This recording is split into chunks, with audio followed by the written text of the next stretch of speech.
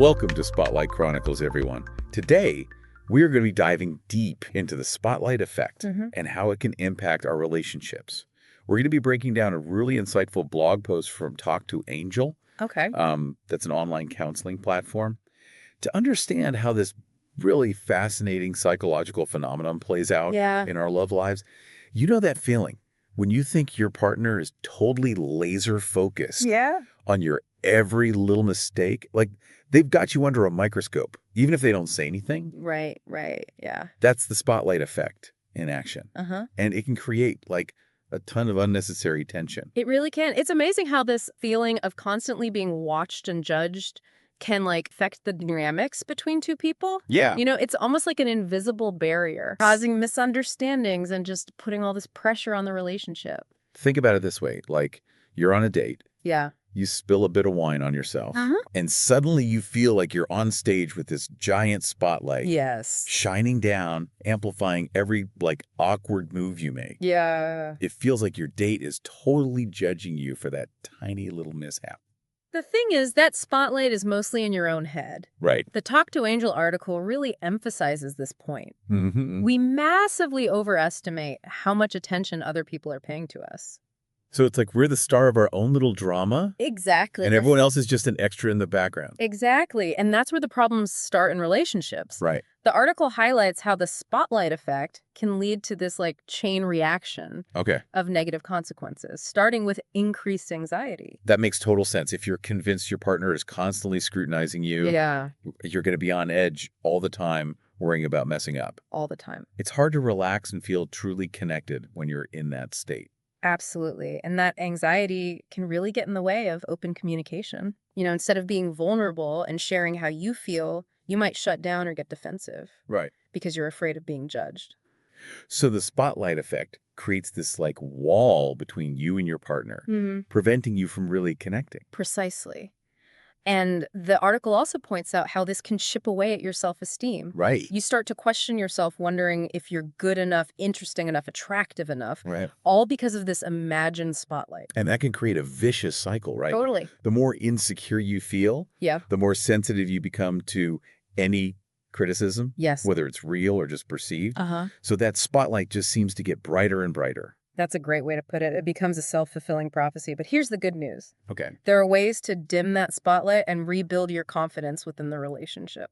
That's where it gets really interesting. The Talk to Angel blog lays out some super practical strategies for dealing with the spotlight effect. There's like a toolbox for developing healthier relationship habits. Love it. So the first tool in the toolbox is all about challenging those negative thoughts that pop up. Right. The article really emphasizes the importance of recognizing when you're catastrophizing, assuming the worst, and then stopping yourself. It's like instead of instantly jumping to, oh no, they saw me trip, they're going to think I'm a total klutz. Yeah. You pause and ask yourself, is that really true? Right. Or maybe they didn't even notice. Exactly. Questioning those assumptions can really help break free from that cycle of anxiety and insecurity. It's like taking a step back, taking a deep breath, and adjusting your lens to see things more clearly. Yeah, speaking of clarity, the next tool is all about open and honest communication. Communication. I feel like that's the foundation of any strong relationship. What does the Talk to Angel article suggest? It suggests being upfront with your partner about how you're feeling.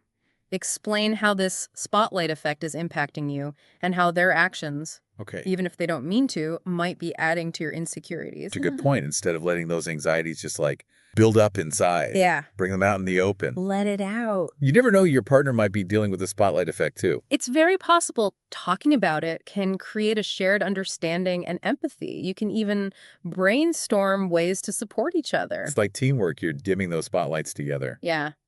I like that. Now, the article also mentions the importance of focusing on self-improvement. Yes. Not just for your partner's sake, but for your own well-being. That's a key point. It's not about trying to get validation from someone else, but about cultivating genuine confidence from within. So it's more about asking, am I taking care of myself and becoming the best version of me? Yes. Rather than, am I good enough for them? Exactly. It's about finding things that make you feel good about yourself. Maybe learning a new skill, pursuing a hobby, or just taking care of your physical and mental health. I love that it's all about shifting that focus inward. And that leads us perfectly to the next tip, which is practicing self-compassion. Self-compassion is so powerful, even though it might sound a bit fluffy at first. Okay, I'm intrigued. Break it down for us. Think of it as treating yourself with the same kindness and understanding that you would offer a close friend. So instead of beating yourself up for every little slip up, Right. you acknowledge that you're human, you're going to make mistakes, and that's perfectly fine. Exactly. The Talk to Angel article stresses how crucial self-compassion is for overcoming the spotlight effect. Okay. It helps quiet that inner critic that's always amplifying your perceived flaws. It's like turning down the volume on that negative self-talk and replacing it with a more supportive, encouraging voice. Yes. Now, sometimes we need a little extra help to do that right. The article also mentions seeking professional help. Absolutely. If the spotlight effect is causing serious distress in your relationship or affecting your overall well-being, a therapist can offer personalized guidance and strategies. That makes sense. They can help you unpack those deep-seated insecurities, develop healthier communication patterns, and build a more resilient sense of self. And speaking of resources, Talk to Angel, the platform behind this insightful blog post, actually offers online counseling services. They do, which is great for anyone who's interested in exploring that option now in addition to individual support. The article also suggests setting goals, Okay. both individually and as a couple, to shift the focus away from those anxieties. Okay, goal setting in relationships. That sounds really proactive.